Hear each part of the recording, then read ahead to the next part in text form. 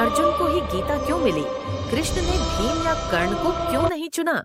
कुरुक्षेत्र की धरती, जहां हर तरफ युद्ध की गंध थी, कुरुक्षेत्र शंख की बज धरती, चुके थे, रथ सज जहां चुके हर थे तरफ युद्ध और की गंध थी। इतिहास लिखे जाने वाला था।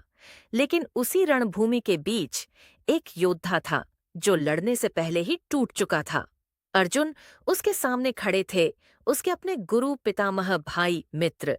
धनुष हाथ में था पर मन कांप रहा था। उसने कृष्ण से कहा, मैं ये युद्ध नहीं कर सकता। मैं युद्ध मैं नहीं अपने ही करता। लोगों का वध कैसे करूं? और यही वो पल था जहां कहानी बदलती है। अब सोचो, भीम क्यों नहीं? वो तो पहले से ही क्रोध में जल रहा था, उसे किसी ज्ञान की जरूरत ही नहीं थी। कर्ण क्यों नहीं? वो अपने वचनों और दोस्ती के बंधन में बंधा था। उसका मन पहले ही तय कर चुका था कि उसे क्या करना है। दुर्योधन क्यों नहीं? उसे सत्य सुनना ही नहीं था। लेकिन अर्जुन अलग था। उसके भीतर युद्ध चल रहा था, धर्म और मोह के बीच, कर्तव्य और करुणा के बीच।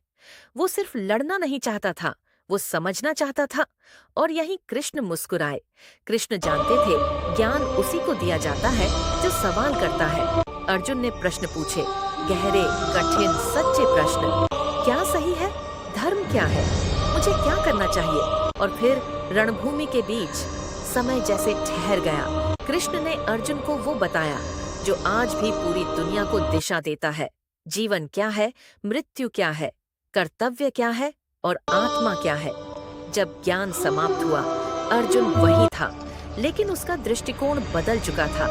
अब उसके हाथ नहीं कांप रहे थे, अब उसकी आंखों में भ्रम नहीं, स्पष्टता थी। उसने धनुष उठाया और कहा, मेरे सभी संदेह समाप्त हो चुके हैं। हर इंसान के जीवन में एक कुरुक्षेत्र आता है जहां सब कुछ धुंधला लगता है। लेकिन याद रखो, भगवान उसे ही रास्ता दिखाते हैं जो सच में समझना चाहता है।